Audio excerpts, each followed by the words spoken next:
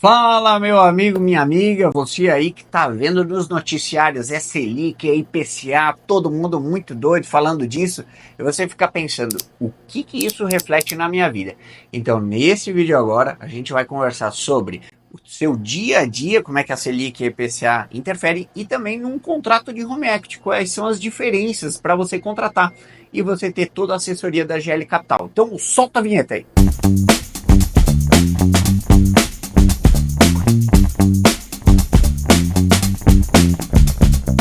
Então agora a gente vai falar o que está na boca do povo, né?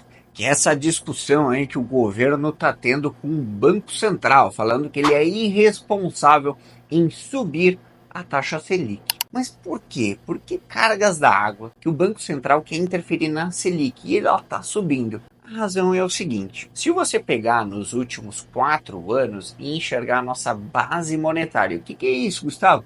Base monetária é quanto de dinheiro tem em circulação no Brasil, praticamente dobrou. Moral da história: quando a gente tem um aumento, ou a gente costuma falar uma impressão de dinheiro, naturalmente o dinheiro ele tende a desvalorizar. E também com isso, qual é o reflexo? Tem mais dinheiro na praça, ou seja, é mais pessoas consumindo. Naturalmente, se você até olhar o nosso PIB, ele está crescendo, né? Se eu não estou equivocado, ano passado aí foi 2,5%, 3%. E temos expectativa de continuar crescendo. Isso é bom para o país, claro que é. Mas o fato de ter mais dinheiro na economia, ele traz um reflexo direto na inflação.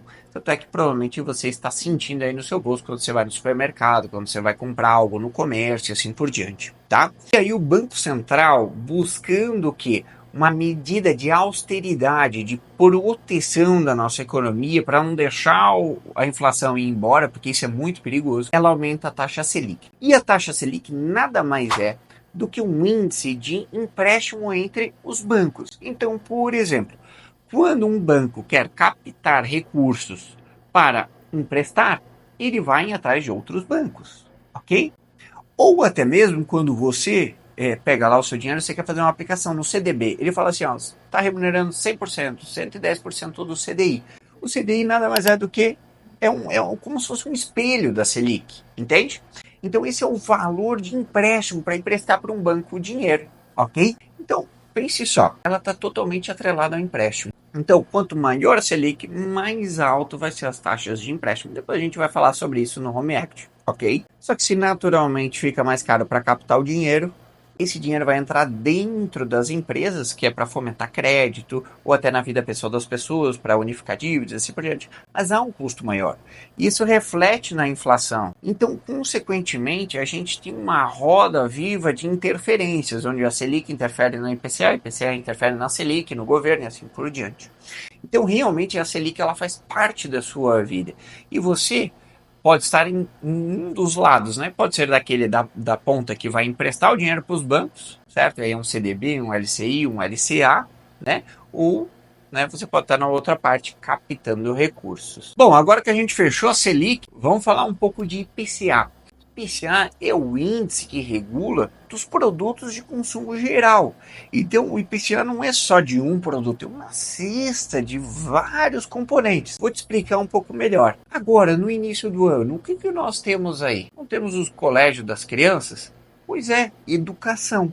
Educação faz parte do IPCA. Então, quando você chega ali nesse período, você vai ter a correção das mensalidades, você vai ter a correção dos uniformes, você vai ter produtos atrelados, né? Caderno, caneta, lápis, tudo atrelado à questão da educação. Isso interfere. Agora, um outro ponto bem atual, o ovo. É, exatamente, o ovo. As pessoas falam assim, poxa, mas a carne está cara. Então eu vou buscar o quê? Comprar mais ovo, porque é um valor mais atraente. Ok, mas você sabe que agora nos Estados Unidos está ocorrendo uma crise aviária lá e de produção de ovo. Naturalmente, há uma demanda maior nos Estados Unidos que se paga em dólar. E aí o produtor brasileiro pensa o quê? Poxa, eu posso exportar ou eu posso vender dentro do mercado interno. Se o mercado externo está pagando um valor interessante, ele vai colocar o que? O preço do valor interno dentro do Brasil, parecido com o externo. Então veja que o ovo interfere, a carne interfere, a gasolina interfere, a energia elétrica interfere, o aluguel, a educação, tudo. O IPCA regula tudo que a gente tem na economia. E esse sim é o índice que derruba ou levanta governo. Agora, nesse atual momento, o governo Lula, o governo do PT, está desesperado. Essa é a bem da verdade, está desesperado. Por quê? Por causa que o IPCA está subindo. Né? Por mais que ele esteja em 5%, nós já tivemos momentos no Brasil maiores. Por exemplo, a gente pode citar a própria pandemia, que não faz muito tempo.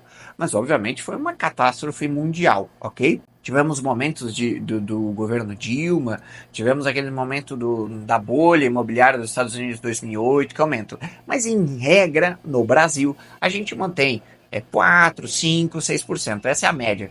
Eles falam que o centro da meta fica ali em 4, 4,5%. Mas a gente bem sabe que no Brasil sempre dá uma extrapoladinha a mais. Já tivemos momentos menores, né? Momentos de 2, 3% de IPCA. Pois bem, então veja aqui, por um lado a gente tem a Selic, né? Que é o empréstimo entre os bancos. O IPCA é essa cesta de produtos que a gente vai regulando os valores diários, certo? Temos investimentos relacionados ao IPCA, claro que temos o Tesouro. O Tesouro é uma remuneração fixa mais IPCA, ou seja, você se blinda dessa inflação com seu investimento, ok? Agora, nesse atual momento, é onde está tendo as maiores, vamos dizer assim, os maiores investimentos atrelados ao Tesouro junto ao IPCA. É um investimento de longo prazo, mas é muito interessante, bem conservador, bem seguro. Por quê? Se você pensar numa escala de quem pode quebrar, nós vamos vir para a PF, depois para uma PJ, depois para os bancos e depois para quem? Para o governo. Então é um título atrelado à dívida do governo. E assim, o Brasil não pode quebrar, ok?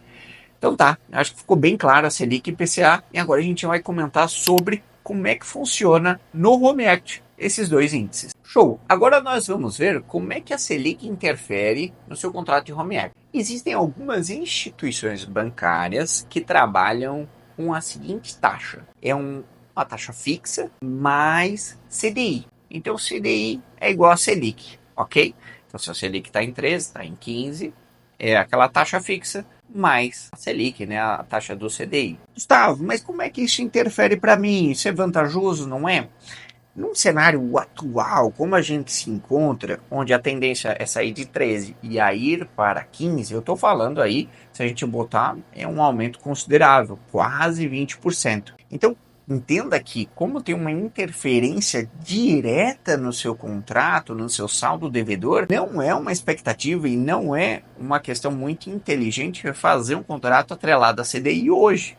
Certo? Obviamente que quando a gente tem uma tendência de queda, se faz muito mais interessante, porque a tua parcela vai reduzir, teu saldo devedor, consequentemente, vai junto, tá? Mas hoje, se eu fosse recomendar, eu não faria com o CDI, porque obviamente você vai pegar aquela taxa já pré-fixada, mas o CDI ele vai bater lá em cima. Ok? Mas o CDI ele também tem uma previsibilidade em torno dele, né? Então, quando a economia ela tá mais enxuta, ele trabalha muito bem, ok? Por outro lado, qual é a nossa alternativa? É o IPCA.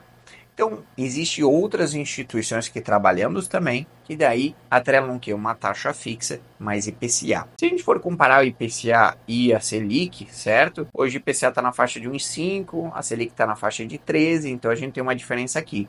Só que na Selic a taxa pré-fixada, né, ela é bem menor do que na do IPCA. Então, eu diria assim que as duas têm uma similaridade no final? Tem.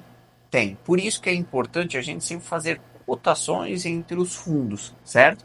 Que é o que a gente faz aqui. A gente é especialista. Trabalhamos com mais de 22 fundos. A gente vai pegando a sua demanda, leva para vários fundos, faz um estudo personalizado para fazer a captação e, naturalmente, a gente vai trabalhando um contra o outro para buscar o que? As melhores condições para você. Então, eu costumo falar que a gente não tem aqui fundo de estimação, não é como um pet, que a gente adora, que a gente ama. Não. Aqui é negócio, aqui é número. Se o número fizer sentido, a gente prossegue. Se não fizer, nós vamos fazer uma nova rodada de captação. Por isso que hoje a gente está trabalhando mais com o IPCA, porque ele está mais moderado e controlado. O governo tem medo do IPCA cavalgando. Então é por isso que ele toma todas e qualquer medida para baixar o IPCA. Sim, se você tem uma demanda, uma necessidade, quer conversar com uma equipe especializada em captação de recursos, as portas estão abertas, esperamos você aqui, tá? E vai ser um prazer atender você, sua empresa e sua família.